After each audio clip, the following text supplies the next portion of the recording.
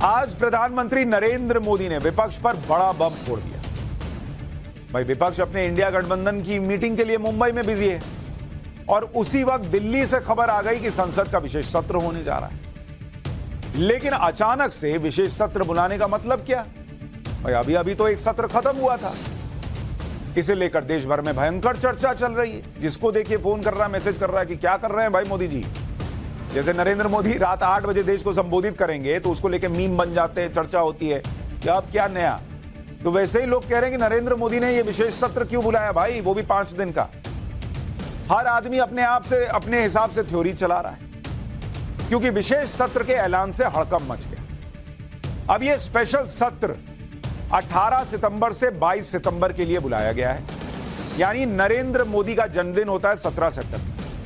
उनके बर्थडे के एक दिन बाद यह विशेष सत्र बुलाया गया। अभी सिर्फ तारीख बताई गई है, विशेष सत्र का एजेंडा क्या होगा यह नहीं बताया गया। सिर्फ यह कहा गया कि अमृतकाल के दौरान आयोजित होने वाले विशेष सत्र में सार्थक चर्चा और बहस की उम्मीद है। भाई ये उम्मीद तो हर सत्र में होती है।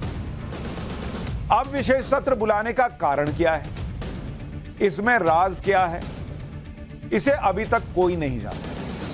क्योंकि बॉस देख लीजिए, नरेंद्र मोदी क्या सोचते हैं, क्या करते हैं, ये किसी को पता नहीं चलता। लोग इधर से उधर बोल दें, दावा कर दें। हम भी अभी आपको कई चीजें बताएंगे, लेकिन उसके भी गलत होने की पूरी गारंटी है, क्योंकि नरेंद्र मोदी क्या सोचते हैं, क्या करते हैं, ये कोई नहीं जानता।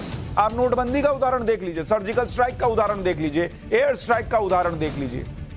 किसी को पता था कि अपनी सेना पाकिस्तान में घुस के ठोकने जा रही? किसी को पता था कि नोटबंदी होने जा रही? अचानक पाकिस्तान पहुंच जाने का उदाहरण देख लीजिए। अचानक कृषि बिल को खत्म करने का ऐलान सुन लीजिए। मुख्यमंत्री बदल देना हो, पूरी राज्य की सरकार के कैबिनेट के लोग बदल देने हो, या फिर नया मुख्यमंत्री बनाना हो, कैबिनेट में मंत्री बनाना हो, किसी को भी कोई भनक तक नहीं लगती। मीडिया को भी नहीं लगती। भाई कितनी बार हम लोग चलाते हैं, ये मुख्यमंत्री बनेगा, वो मुख्यमंत्री बनेगा, पता चला कोई और ही आदमी निकल कर आता है। पहले की सरकारों की तरह नहीं होता कि मंत्री बनाने के लिए लॉबिंग चलती हो, ये भी नहीं होता इसमें। इसलिए प्रधानमंत्री मोदी कब कौन सा फैसला ले लें, इसका अंदाजा लगाना बहुत मुश्किल होता है, या कहें कि ऑलमोस्ट इंपॉसिबल जैसा होता है। इसलिए सिर्फ चर्चा हो सकती है, कयास लगाए जा सकते हैं। पीएम मोदी विपक्ष का हर प्लान फेल कर देते हैं, यह भी बार बार दिख रहा है। आप देखिए, जहां विपक्ष ये चर्चा करने वाला था कि पीएम मोदी को कैसे हराएंगे, भाई उनका आज डिनर चल रहा है। अभी जब आप पाठशाला देख रहे हैं, वहां इंडिया गठबंधन का डिनर चल रहा है, सब खाना खा रहे हैं। सब सोच रहे थे कि मोदी को हराने के लिए विपक्ष क्या करने वाला है, इस पर चर्चा होगी खाना खाते खाते। लेकिन वहां खाना खाते खाते अब कईयों के गले में हलक से निवाला नहीं उतर रहा कि अब नरेंद्र मोदी क्या करने वाले। पूरा देश इस बात को छोड़कर कि विपक्ष क्या करने वाला है, अब यह बात करने लगा कि नरेंद्र मोदी क्या करने वाले हैं। भाई विपक्ष के नेता मुंबई मीटिंग को लेकर बड़े एक्साइटेड थे, सब नेता मुंबई पहुंच गए। लेकिन आज डिनर पार्टी के पहले ही पीएम मोदी ने धमाका कर दिया। अब डिनर पार्टी में प्लेट लेकर चर्चा चल रही थी, तुमको पता है मोदी जी क्या करने जा रहे हैं, तुमको पता है विशेष सत्र क्यों बुलाए? मतलब वहां नरेंद्र मोदी को हराने पे चर्चा होनी थी, लेकिन पीएम मोदी ने पूरी चर्चा ही मोड़ दी। अब नरेंद्र मोदी क्या करने वाले हैं, इस पे चर्चा वहां चल रही। खाना खा रहे हैं, अब पूछ रहे हैं। विपक्ष के नेता हड़बड़ा गए। विपक्षी नेताओं को समझ ही नहीं आ रहा कि बॉस इस पर कहें क्या, करें क्या। कोई कह रहा है कि मोदी सरकार इंडिया गठबंधन से घबरा गई। कोई संसद के विशेष सत्र को बुलाने के तरीके पर सवाल उठा रहा है। कोई कह रहा है कि विशेष सत्र के दौरान ही गणेश चतुर्थी पड़ रही है, तो इस पर सरकार विचार करे। हमारे सोर्सेस क्या बता रहे हैं वो बताऊं कि यह विशेष सत्र क्यों बुलाया गया, क्या बड़ा होने वाला है, उससे पहले जरा विपक्ष के नेताओं के बयानों को सुनिए। देखिए, ये चर्चा चलाई जा रही है कि वन नेशन वन इलेक्शन का कोई बिल पास करने के लिए सेशन बुलाया जा रहा है। निश्चित रूप से ये एक मोदी जी की घबराहट साफ तौर पे दिखाई पड़ रही है। 3 राज्यों के चुनाव बीजेपी हारने जा रही है, जिससे ये वन नेशन वन इलेक्शन की बात कर रहे हैं। और सरकार के मंत्री भी अमित शाह जी से बातचीत करके इस प्रकार की चर्चा कर रहे थे कि चुनाव पहले हो सकते हैं, चुनाव पहले कराए जा सकते हैं। ये उसका नतीजा है, ये घबराहट है इंडिया गठबंधन के बनने के बाद से। देखिए, सबसे पहले बात यह तो आधिकारिक रूप से हमें कुछ नहीं बताए गए। परंपरा ये होते हैं कि बुलेटिन निकालते हैं और नहीं तो फोन पे कम से कम सूचना दिए जाते हैं। लेकिन इस बार पता नहीं अचानक क्या जरूरी स्थिति पैदा हो गए कि बिना पूछे, बिना सलाह, बिना मशवरा इस तरीके की सदन बुलाने की नौबत आ गई। जरूरी स्थिति क्या हुई कि अचानक ये सदन बुलाने पड़ी, ये तो मेरा समझ में नहीं आते हैं। फिर भी कुछ होगा सरकार की।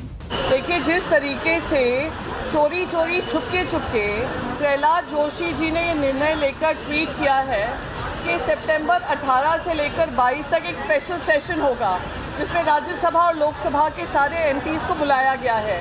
मेरा सवाल ये है कि देश का एक बहुत इम्पोर्टेंट फेस्टिवल गणेश चतुर्थी खास करके महाराष्ट्र के लिए वो एक बहुत इम्पोर्टेंट हिंदू फेस्टिवल है।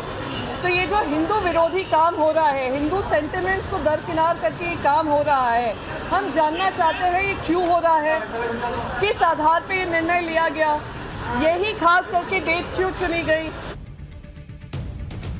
यानी विपक्ष में भी सब कंफ्यूज्ड हैं, सब अपनी अपनी कहानी सुना रहे हैं।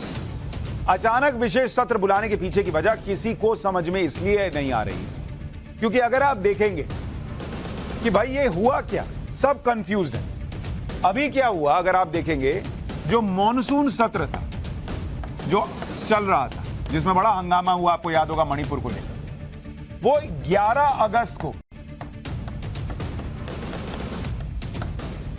अगस्त को खत्म हुआ मॉनसून सत्र। 31 अगस्त यानी उसके करीब 20 दिन बाद 31 अगस्त को विशेष सत्र का ऐलान हुआ कि भाई विशेष सत्र होगा। और कब से होगा भाई? 18 सितंबर से 22 सितंबर तक चलेगा। भाई 20 दिन में ऐसा क्या हो गया भाई कि विशेष सत्र बुलाना पड़ रहा है? 11 अगस्त को खत्म हुआ, 31 अगस्त को कह रहे हैं, ऐलान कर रहे हैं, और अगर शुरू कब होगा तो 38 दिन हो जाएंगे शुरू होते होते। तो ये 38 दिन के बाद ही एक और विशेष सत्र बुलाने की जरूरत क्यों पड़ी? ये बात इसलिए भी हैरान करती है क्योंकि पिछले 9 साल में ऐसा स्पेशल सेशन जो है उसके बारे में ना सुना गया ना देखा गया नरेंद्र मोदी सरकार में। सिर्फ एक बार ऐसा हुआ। आपको याद होगा, अगर हम विशेष सत्र की बात करें तो एक बार जब जीएसटी का कानून आना था, जीएसटी बिल, तो 30 जून 2017 को 2017 को क्या बुलाया गया था? स्पेशल जॉइंट सेशन बुलाया गया था, स्पेशल जॉइंट सेशन। और वो भी कितने दिन के लिए? मात्र 1 दिन के लिए बुलाया गया था। दोनों सदनों के का जॉइंट सेशन बुलाया गया, और ये कोई प्रॉपर सेशन नहीं था जैसा इस बार 4-5 दिन का हो रहा है। यानी ऐसा पहली बार प्रधानमंत्री नरेंद्र मोदी करने जा रहे हैं कि कोई 4-5 दिन जैसा विशेष सत्र बुला रहे हैं। तो भाई जो 9 साल में नहीं किया वो अब क्यों कर रहे हैं? अब मैं आपको बताता हूं कि हमारे सोर्सेस क्या बता रहे हैं। हमारे सोर्स बता रहे हैं कि संभव है, बहुत ध्यान से सुनिए, हमारे सोर्सेस बता रहे हैं कि संभव है कि सरकार पहले चुनाव कराने पर विचार कर रही है। हो सकता है कि 2024 के चुनाव 2023 में हो जाएं। आमतौर पर अप्रैल और मई में लोकसभा चुनाव होते हैं, लेकिन इस बार नवंबर दिसंबर में चुनाव हो सकते हैं, ऐसा कुछ सोर्सेज हमारे दावा कर रहे हैं। और विशेष सत्र के बाद, ये जो विशेष सत्र बुलाया गया, इसके बाद संसद भंग करने की सिफारिश हो सकती है। चुनाव से पहले संसद भंग करने की सिफारिश होती है, राष्ट्रपति भंग करते हैं, नए चुनाव के लिए तारीखें आती हैं और नया चुनाव होता है। तो हमारे सूत्र तो ये कह रहे हैं कि हो सकता है सरकार समय से पहले चुनाव कराने जा रही हो। अब ये भी सोर्सेस कह रहे हैं और हो सकता है इसमें भी लगा हुआ। लेकिन यहां 2 सवाल हैं कि सरकार अगर पहले चुनाव कराने पर विचार कर रही है तो पहले चुनाव कराना क्यों चाहती है? और दूसरा सवाल यह कि चुनाव पहले कराने के लिए विशेष सत्र बुलाने की क्या जरूरत है? सबसे पहले आपको दूसरे सवाल का जवाब दें कि अगर सरकार वाकई पहले चुनाव कराने की सोच रही है तो उसमें विशेष सत्र बुलाने की जरूरत क्या है? दरअसल दिसंबर में होने वाला शीतकालीन सत्र नहीं हो पाएगा अगर नवंबर दिसंबर में अर्ली इलेक्शन हो जाए। यानी शीतकालीन सत्र का काम पेंडिंग रह सकता है। ऐसे में सरकार इसी विशेष सत्र में शीतकालीन सत्र के जरूरी काम पूरे कर सकती है। यानी वो जरूरी बिल जो शीतकालीन सत्र में आने थे, क्योंकि अप्रैल मई में इलेक्शन होना था, अब वो इसी विशेष सत्र में पास कराए जा सकते हैं। और इस तरह से सरकार अपने इस कार्यकाल का जो बाकी बचा एजेंडा है वो भी पूरा कर पाएगी। अगर नवंबर दिसंबर में चुनाव हुए तो इससे प्रधानमंत्री नरेंद्र मोदी का क्या फायदा? सरकार ऐसा क्यों चाहेगी? अब ये बड़ा सवाल है, इसे भी समझ लेते हैं।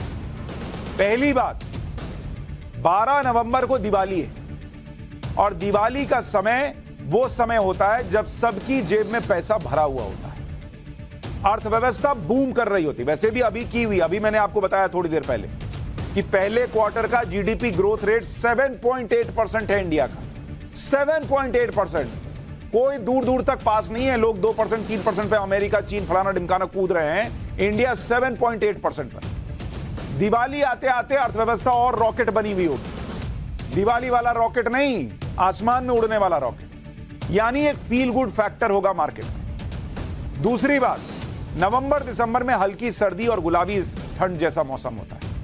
माना जाता है कि जो शहरी वोटर अप्रैल मई की गर्मी की वजह से कई बार बूथ तक नहीं जाता, जो कई बार बीजेपी का बड़ा खास वोटर माना जाता था, अब तो कई ग्रामीण इलाके में भी वोट पड़ता है बीजेपी, तो उस वोटर के लिहाज से ये नवंबर दिसंबर का मौसम अच्छा मौसम है। वो भी घर से निकलेगा, वोट देने जाएगा। तीसरी बात, राम मंदिर दिसंबर तक बनकर तैयार हो जाएगा, जनवरी में उसका उद्घाटन होना है। तो नई सरकार के साथ पीएम मोदी उसका उद्घाटन करना चाहेंगे और भाई नवंबर दिसंबर तक इतनी तस्वीर बनी जाएगी कि कहेंगे भाई हमने देखिए राम मंदिर बनाया है। चौथी बात, पीएम मोदी की इस वक्त पॉपुलैरिटी गजब की बनी हुई है। अमेरिका के प्यू सर्वे में कल ही मैंने आपको बताया था कि पीएम मोदी के सामने कोई टिक नहीं पा रहा। मैंने आपको कल बताया था कि नरेंद्र मोदी के लिए आज जब हम सितंबर महीने के मुहाने पर खड़े हैं, जो फेवरेबल ओपिनियन है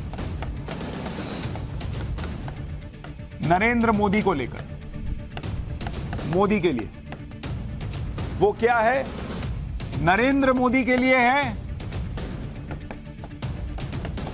79% बॉस, मतलब लगभग 80% लोग, 10 में से हर 8 आदमी कह रहा है कि उनको नरेंद्र मोदी पसंद आ रहे हैं, जबकि दूसरे नेताओं के लिए आंकड़ा बहुत कम है। अब आप सोचिए, ऐसे में जब आपकी पॉपुलैरिटी चरम पर है, फील गुड फैक्टर है, लोग आपको सही मान रहे हैं, देख रहे हैं, तो चुनाव से कोई क्यों भागेगा?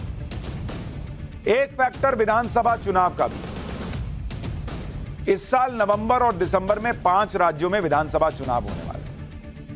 कहां चुनाव होने, आपको वो भी बताता हूं। विधानसभा चुनाव अगर आप देखेंगे जो इस बार अभी होने हैं, विधानसभा चुनाव, एक होना है राजस्थान में, इसके बाद नाम है मध्य प्रदेश का, तीसरा नाम है छत्तीसगढ़ का, चौथा नाम है तेलंगाना का और 5वां नाम है मिजोरम का। ये 5 राज्य हैं जहां पर अभी विधानसभा चुनाव होने। इन राज्यों में अभी बड़ी इंपॉर्टेंट डेट बताता हूं। इन राज्यों में 2018 में कब चुनाव हुए थे? 2018 में यहां चुनाव कब हुए थे? राजस्थान में।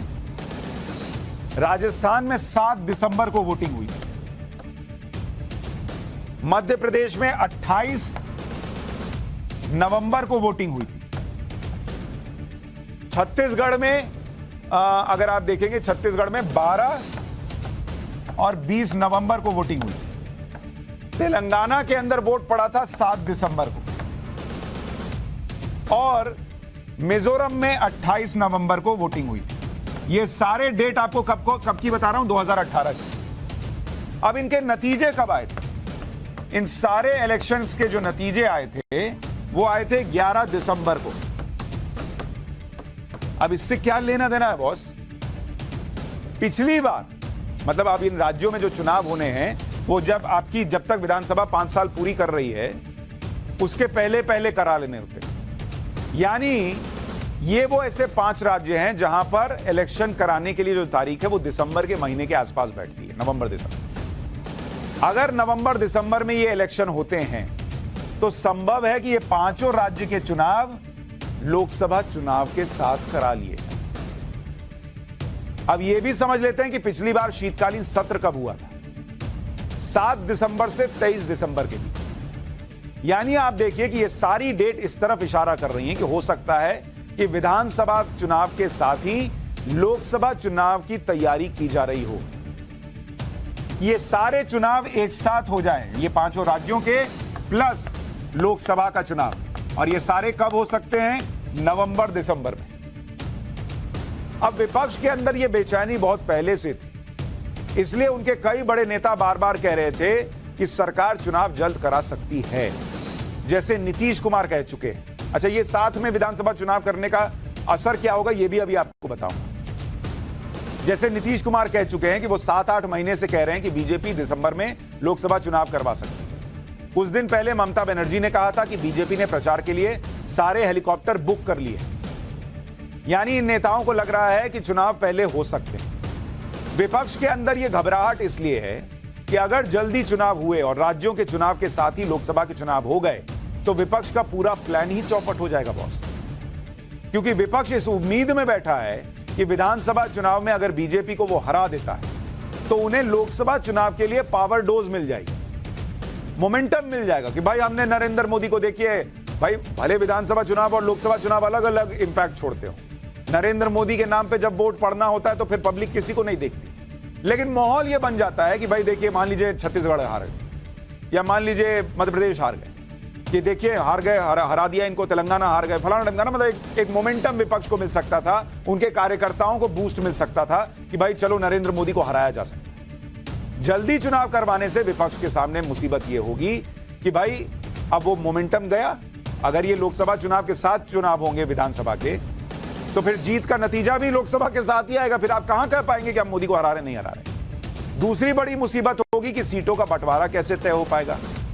भाई ये जो इंडिया गठबंधन है ये सोचे बैठा था कि भाई ये 5 राज्यों के चुनाव हो जाएंगे, फिर हम तय करेंगे कि कौन कहां कितना नंबर लाया, उस हिसाब से सीट बांटेंगे। लेकिन जब ये चुनाव ही लोकसभा के साथ होंगे तो फिर सीटों में के बंटवारे में बड़ी माथापच्ची शुरू हो जाएगी। सब अपना दावा ठोक देगा कि भाई हम तो लोग, केजरीवाल कहेंगे कि हम मध्य प्रदेश में क्यों नहीं सीट जीत सकते, हमको चाहिए। कोई कहेगा कि भाई हमको छत्तीसगढ़ में चाहिए। लोकसभा के साथ विधानसभा के चुनाव हुए तो विपक्ष की बड़ी मुसीबत होगी कि वो लोकसभा में एक साथ और विधानसभा में अलग अलग कैसे लड़ पाएंगे। जैसे मान लीजिए कि अरविंद केजरीवाल मध्य प्रदेश में चुनाव लड़ेंगे तो वहां जाकर विधानसभा के लिए कांग्रेस बीजेपी दोनों को कोसेंगे और लोकसभा के लिए सिर्फ बीजेपी को कोस कैसे पाएंगे।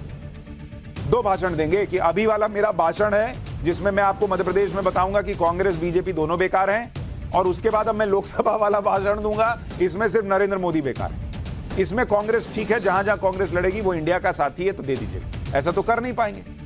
तो अगर विधानसभा और लोकसभा के चुनाव अगर साथ में हो जाते हैं तो ये एक नई मुसीबत खड़ी हो जाएगी। विपक्ष की पूरी रणनीति ही डिरेल हो जाएगी, क्योंकि अभी तो विपक्ष ने सिर्फ अपने गठबंधन का नाम ही दिया है, ना कोई नीति बनाई है, ना रणनीति, ना चेहरा तय किया है। अब अचानक उनको भी आनंद फानंद में सब करना पड़ेगा कि अरे भैया कौन है, कहां है, क्या है, बताओ, देखो, निकालो।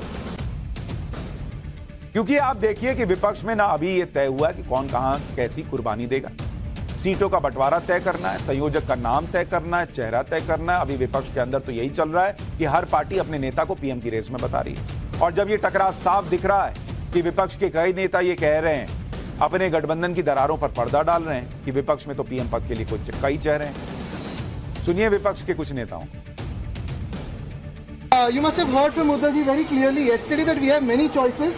You have a country of 120 crore people. The BJP has no choice, but we have many choices for the PM face. ये तो यही दिखाता है कि हमारे इंडिया गठबंधन में कई सारे काबिल लोग हैं जिन्हें प्रशासनिक अनुभव है, जिन्होंने बड़े बड़े प्रशासन चलाए हैं, लोकप्रिय हैं, और हमारे पास कई ऐसे दिग्गज हमारे इंडिया परिवार का हिस्सा हैं। मैं पूछना चाहता हूं एनडीए से और बीजेपी के लोगों से, क्या इनकी पार्टी में कोई है जो कह सकता है कि मोदी जी के अलावा हम चाहते हैं कि नितिन गडकरी प्रधानमंत्री बने, या हम चाहते हैं कि योगी आदित्यनाथ प्रधानमंत्री बने, या हम चाहते हैं कि चिराग पासवान की पार्टी का कोई शख्स प्रधानमंत्री बने। वैसे तो कोई आम आदमी पार्टी में भी नहीं कह सकता कि हम चाहते हैं राघव चड्ढा प्रधानमंत्री बने अरविंद केजरीवाल की जगह। इंडिया गठबंधन की तीसरी बैठक चल रही है, लेकिन विपक्ष का पीएम उम्मीदवार कौन होगा यह अभी तक साफ नहीं। उनका यही डर है कि किसी एक को चुनने से बाकी दल नाराज हो जाए, इसलिए विपक्ष इस पर गोलमोल बातें कर रहा है। तेजस्वी यादव तो यह कहने लगे हैं कि जो भी पीएम उम्मीदवार होगा वो पीएम मोदी से अच्छा होगा। ये क्या बात हुई भाई, एक बार सुनिए। जो प्रक्रिया है वो सब लोग जानते हैं कि किस प्रकार से जो है प्रधानमंत्री को चुना जाता है और किस हिसाब से चुन करके आते हैं। जो एमपी होंगे, जो बनेंगे, वो जो है अपना नेता जो है वो चुनाएगा।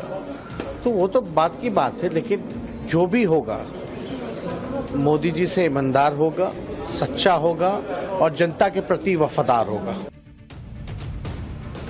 अभी की तस्वीर से तो यही लग रहा है कि मुंबई में विपक्ष के दल जुट तो गए हैं, लेकिन उनमें टकराव और इस टकराव को गठबंधन में मौजूद वरिष्ठ नेता भी समझ रहे हैं। आज लालू यादव ने भी इशारों में यही बात कही। लालू यादव ने किसी का नाम तो नहीं लिया, लेकिन यह कहा कि गठबंधन में सबको अपने अपने ईगो को भूल जाना होगा। एक बार लालू जी को भी सुनिए। इंडिया का मायने है कि हम लोग एकजुट होकर के देश की रक्षा के लिए, गरीबी, महंगाई, बेरोजगारी मिटाने के लिए, किसानों के माली हालत को चुस्त दुरुस्त करने, ठीक करने के लिए ये जो सरकार थी नरेंद्र मोदी की विफल हो चुकी है, फेल हो चुकी है। इसलिए हम लोग का फर्ज है कि देश की एकता को, अखंडता को, संविधान को, लोकतंत्र को मजबूत करने के लिए हम लोग को इकट्ठा होना है।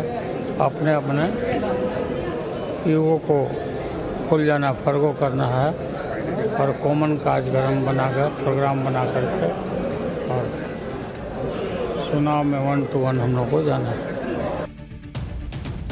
विशेष सत्र बुलाने को लेकर कई जगह पर यह थ्योरी भी चल रही है कि इस विशेष सत्र को बुलाने का मकसद है एक देश एक चुनाव का बिल लाया जा सके। इस थ्योरी को लोग इस वजह से आगे बढ़ा रहे हैं कि पीएम मोदी कई बार खुद 1 नेशन 1 इलेक्शन की बात कर चुके हैं, लेकिन इस थ्योरी में कुछ झोल है, बहुत पुख्ता चीजें इसमें नजर नहीं आती।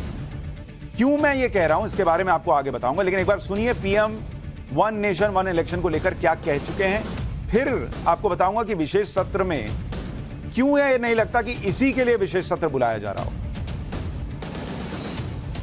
1 नेशन 1 इलेक्शन सिर्फ एक चर्चा का विषय नहीं है, बल्कि ये भारत की जरूरत है। हर कुछ महीने में भारत में कहीं ना कहीं बड़े चुनाव हो रहे होते हैं। इससे विकास के कार्यों पर जो प्रभाव पड़ता है उसे आप सब भली भांति जानते हैं। ऐसे में 1 नेशन 1 इलेक्शन पर गहन अध्ययन और मंथन आवश्यक है और इसमें पीठासीन अधिकारी काफी मार्गदर्शन कर सकते हैं, गाइड कर सकते हैं, लीड कर सकते हैं। इसके साथ ही लोकसभा हो, विधानसभा हो या पंचायत चुनाव हो, इनके लिए एक ही वोटर लिस्ट काम में आए, इसके लिए हमें सबसे पहले रास्ता बनाना होगा। यह बात सही है कि पीएम एक बार नहीं कई बार 1 नेशन 1 इलेक्शन के बारे में बोल चुके हैं। बहुत सारे लोग एक देश एक चुनाव की पैरवी भी करते रहे। लॉ कमीशन भी इस मुद्दे पर सभी पार्टी से पिछले साल दिसंबर में राय मांग चुका है और इसी साल जुलाई में केंद्रीय मंत्री अर्जुन मेघवाल ने संसद में बताया था कि इसी साल जुलाई के महीने में state law minister Arjun Meghwal ने कहा था कि लॉ कमीशन 1 नेशन 1 इलेक्शन पर काम कर रहा है और उसका फ्रेमवर्क बना रहा है। लेकिन जो बात बहुत सारे लोग नहीं समझ रहे वो बात यह है कि 1 नेशन 1 इलेक्शन को लागू करवाना आसान नहीं है। पहली बात, इसके लिए संविधान में बदलाव करने होंगे भाई, और संविधान में संशोधन करने के लिए स्पेशल मेजॉरिटी की जरूरत पड़ती है। स्पेशल मेजॉरिटी के लिए किसी भी पार्टी को 2/3 सीटों की जरूरत पड़ती है, 2/3 वोट की जरूरत पड़ती है और लोकसभा में यह आंकड़ा 362 का है और एनडीए के पास इतनी सीटें अभी नहीं है 362। तो कैसे संविधान में संशोधन का होगा और कैसे 1 नेशन 1 इलेक्शन होगा। दूसरी बात, संविधान में संशोधन अक्सर बड़ी चर्चा और कई संसद समितियों से पास होने के बाद ही होता है। मोदी सरकार इतना बड़ा परिवर्तन बिना राज्यों को कॉन्फिडेंस में लिए और इतने शॉर्ट नोटिस पर नहीं करेगी भाई कि वो अचानक से कह दे कि अरे हम ले आए 1 नेशन 1 इलेक्शन, अब कर दो। तीसरी बात, अगर यह बिल आ भी जाता है और पास भी होता है तो भी लोकसभा चुनाव को आगे बढ़ाना पड़ेगा, क्योंकि पूरे देश में नई कॉमन वोटर लिस्ट बनेगी जिसको तैयार करने में ही लगभग साल भर का वक्त लग जाएगा। तो जो लोग कह रहे हैं कि वन नेशन वन इलेक्शन का कानून आने जा रहा है, तो इसका मतलब तो होगा कि भाई अप्रैल मई में भी चुनाव नहीं होगा, फिर तो और आगे चला जाएगा। इसलिए अभी ये कहना कि वन नेशन वन इलेक्शन का कानून आने जा रहा है, इसको लेकर थोड़ा डाउट लगता है। सोर्सेस कह रहे हैं कि हो सकता है चुनाव पहले कराया जाए, लेकिन फिर मैं आपको याद दिला दूं कि नरेंद्र मोदी के मन में क्या चल रहा है, इसे पकड़ना मुश्किल ही नहीं नामुमकिन है। तो अभी तो जो सोर्सेज बता रहे हैं वो मैंने आपको बता दिया, हो सकता है ये गलत भी साबित हो जाए, क्योंकि नरेंद्र मोदी हर बार हम पत्रकारों को गलत ही साबित करते आए भाई। लेकिन फिर भी मुझे लगा कि जो बातें हम तक पहुंच रही हैं वो आप तक पहुंचानी चाहिए। आपकी राय क्या है? नरेंद्र मोदी क्या सोच रहे हैं?